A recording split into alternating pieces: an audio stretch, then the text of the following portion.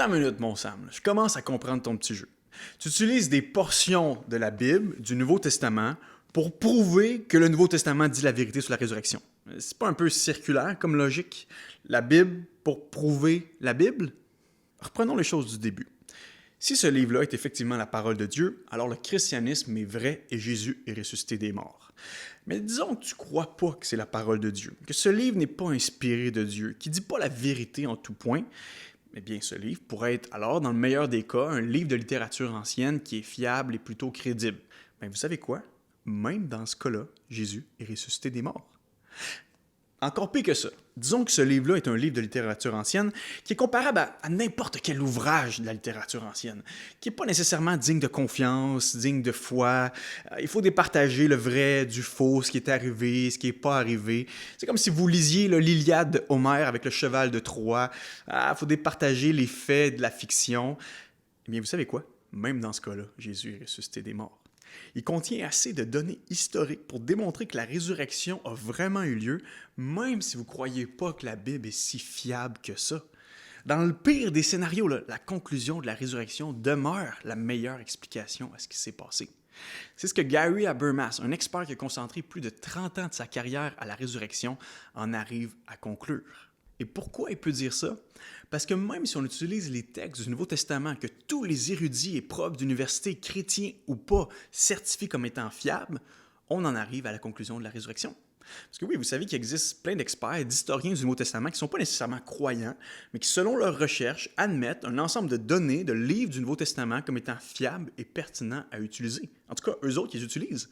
Et même qu'il y a consensus parmi le monde universitaire pour certaines portions du Nouveau Testament.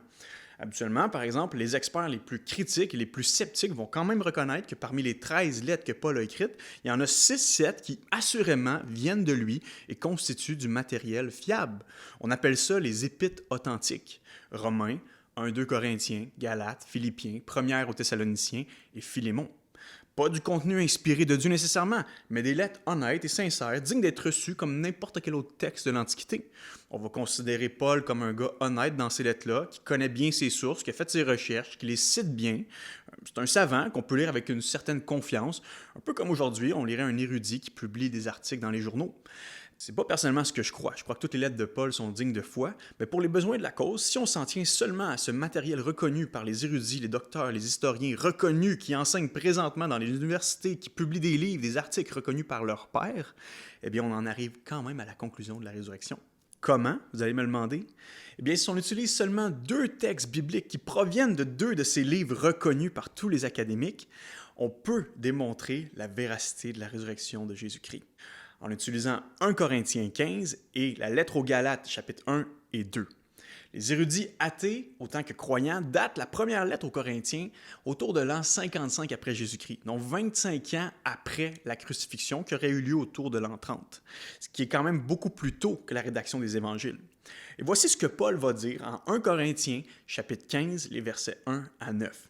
Frères et sœurs, je vous rappelle maintenant la bonne nouvelle que je vous ai annoncée, que vous avez reçue et à laquelle vous êtes fermement attachés. C'est par elle que vous êtes sur la voie du salut, si vous la retenez telle que je vous l'ai annoncée, autrement vous auriez cru inutilement. Je vous ai transmis avant tout cet enseignement que j'ai reçu moi-même.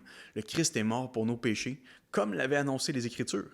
Il a été mis au tombeau, il est ressuscité le 3e jour, comme l'avaient annoncé les Écritures. Il est apparu à Pierre, puis aux 12 apôtres. Ensuite, il est apparu à plus de 500 de ses disciples à la fois. La plupart d'entre eux sont encore vivants, mais quelques-uns sont morts. Ensuite, il est apparu à Jacques, puis à tous les autres apôtres. Enfin, après eux tous, il m'est aussi apparu à moi, bien que je sois pareil à un avorton. Je suis en effet le moindre des apôtres. À vrai dire, je ne mérite même pas d'être appelé apôtre, car j'ai persécuté l'Église de Dieu. L'apôtre Paul cite ici clairement la bonne nouvelle de Jésus, comme est annoncée partout ailleurs dans le Nouveau Testament, en citant ces 3 éléments centraux qui circulaient dès le départ. Jésus est mort pour nos péchés, conformément aux Écritures, il a été mis au tombeau et il est ressuscité le 3e jour, confirmé par des apparitions. Mais juste avant de citer la bonne nouvelle, il dit « Je vous ai annoncé cette bonne nouvelle-là, et si vous demeurez attachés à celle-ci, vous êtes sur la bonne voie du salut. Si vous la retenez telle que je vous l'ai déjà annoncée. » Ça veut dire que lorsque Paul écrit cette lettre, il est déjà allé les voir pour leur annoncer la bonne nouvelle de la résurrection et du pardon de Jésus. Et il est communément accepté par tous, historiens, académiques, que Paul est allé à Corinthe pour une première fois entre 51 et 52 après Jésus-Christ. Et c'est une date assez facile parce qu'on a retrouvé une inscription avec le nom du chef de Corinthe, Galion, qui occupait un poste mentionné dans le Nouveau Testament, et on nous dit qu'il était en charge lorsque Paul est allé à Corinthe. Et Galion aurait entré en fonction dans son poste de proconsul à Corinthe autour du 1er juillet 51 après Jésus-Christ, et on sait que les chefs de Corinthe ne servaient que pour une période de 1 an. Donc, puisqu'on dispose de ce point de repère historique fixe, on sait que Paul est allé à Corinthe autour de l'an 51-52 après Jésus-Christ. Et c'est à ce moment-là que Paul leur a enseigné ce même évangile de la mort, de la résurrection de Jésus, environ 21 à 22 ans après la mort de Jésus. Mais Paul va dire ensuite, je vous ai simplement donné ce que j'avais moi-même reçu. Donc, lorsque Paul est allé à Corinthe, il fait que retransmettre cette tradition orale, ce credo-là qu'il avait lui-même reçu précédemment. De qui, comment, où Paul a reçu ce matériel-là? Eh bien, il y a consensus, dit Richard Bauckham, un expert à Cambridge, que c'est en 35 après Jésus-Christ que Paul a reçu cette tradition-là lorsqu'il est allé à Jérusalem pour une première fois afin de rencontrer Jacques, de rencontrer Pierre pour une toute première fois. C'est simple, hein? On reprend du début là. Paul est devenu chrétien. En tout cas, il y a eu une expérience de conversion sur le chemin de Damas qui lui a fait croire en Jésus de façon assez radicale. Il y a eu cette expérience-là environ 2 ans après la mort de Jésus. Maintenant, prenez 2 ans après la croix, et il nous est dit en Galates 1,16 que Paul a passé 3 ans en Arabie et à Damas ensuite, après sa conversion, et ensuite seulement il est monté à Jérusalem pour faire la connaissance de Pierre, de Jacques, et il est demeuré 2 semaines avec eux. Donc 2 ans plus 3 ans avant de monter à Jérusalem, on est à 5 ans après la mort de Jésus, autour de l'an 35 après Jésus-Christ. Et c'est là que Paul est allé à Jérusalem. Il a fait un travail de journaliste. Il voulait parler aux premiers témoins oculaires. Il a passé 2 semaines avec Jacques, 2 semaines avec Pierre, des témoins de la résurrection qui avaient vu, connu Jésus. Et c'est là qu'il a reçu les traditions chrétiennes qui circulaient, dont ce fameux credo, cette tradition orale de 1 Corinthiens 15. Jésus est mort pour nos péchés, conformément aux Écritures. Il a été mis au tombeau, mais 3 jours plus tard, il est ressuscité. Mais si Paul a entendu cette tradition orale de la part de Pierre et de la part de Jacques, ça veut dire qu'eux autres avaient entendu ce credo-là et l'avaient mémorisé bien avant de le transmettre à Paul. Et on sait que ça prend un petit temps quand même pour avoir ces petites traditions-là orales mises par écrit de manière stylisée, rythmée. Souvent, c'est écrit en strophes, c'est facilement mémorisable, un peu comme les paroles d'une chanson. Ça prend un certain temps, des fois, même si on a les paroles en tête, de les coucher sur papier et que ça devienne une vraie chanson. C'est la même chose pour ce credo-là. Donc, si Pierre et Jacques l'avaient reçu avant Paul, avant 35 après Jésus-Christ, et qu'on sait que ça prend un certain temps avant de se cristalliser, il est logique et raisonnable de penser que ce credo-là circulait pas plus loin que 6 mois à 1 an après la crucifixion de Jésus. La tradition que Paul affirme en 1 Corinthiens 15 daterait de quelques mois après les événements de la mort et la résurrection de Jésus. Et ça, c'est pas ma petite opinion personnelle, c'est l'opinion des érudits athées ou pas. James Dunn, un érudit dans le Nouveau Testament, affirme que le plus tôt que ce credo aurait pu se former aurait été 6 mois après la mort de Jésus. La mort sacrificielle de Jésus pour les péchés, la mise au tombeau et la résurrection glorieuse le 3e jour seraient des données historiques qui remonteraient à quelques mois après que se soient déroulés les événements. Ce délai-là est juste phénoménal. Surtout quand on sait à quel point c'est dur d'avoir des documents de l'Antiquité autant rapprochés des événements, d'avoir des témoins autant rapprochés des faits. Si on prend par exemple Alexandre le Grand, que tout le monde connaît, on n'a aucune source qui nous vient des gens qui ont écrit durant la vie même d'Alexandre le Grand. Au contraire, il faut aller à 350 à 400 ans après sa mort pour avoir une source écrite. Et les 2 meilleures sources écrites sont Plutarque et Ariane, mais ce sont aussi les sources les plus vieilles, donc autour de 425-450 après Jésus-Christ, ce qui fait 700 ans après la vie d'Alexandre le Grand. Pour vrai, rendu là, on peut dire n'importe quoi sur lui, personne ne l'a vraiment connu.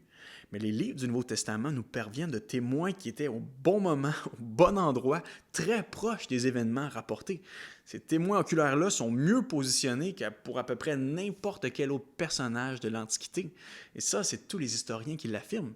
En fait, c'est tellement convaincant comme argument que ça fait dire à des experts en histoire de l'Antiquité, même des experts non-croyants, que la résurrection s'est bien produite. Ils admettent en tout cas que les disciples ont vu Jésus après sa mort. En 1993, E.P. Sanders, un ancien professeur qui enseignait à Duke et à Oxford, qui n'était pas nécessairement croyant, a écrit un livre qui s'appelait « La figure humaine de Jésus ».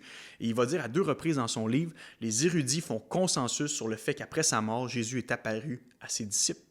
Comment il est apparu, on ne peut pas le dire, mais une chose est claire, il est apparu. 2 fois, il dit ça dans son livre. Et c'est pas ma position personnelle, c'est même pas sa position personnelle. Il nous dit que c'est le consensus dans le monde académique d'aujourd'hui. Jésus est bel et bien ressuscité. Voyez, on n'a pas à forcer la main à l'histoire, ni créer une histoire religieuse qui déforme les faits ou les événements à notre avantage. On fait juste de l'histoire comme pour n'importe quel autre personnage historique. Que vous preniez la Bible comme un simple livre de littérature ancienne ou comme étant la parole de Dieu, la résurrection paraît être l'option la plus raisonnable, la plus crédible et la plus documentée. Mais l'affaire, c'est que si la résurrection est vraie en tant que fait historique, ça veut dire que tout le reste est aussi vrai et qu'on peut faire confiance au Dieu rencontré dans la Bible. La Bible nous prouve la résurrection de Jésus en tant que document historique, mais cette résurrection nous prouve la Bible en tant que document inspiré de Dieu.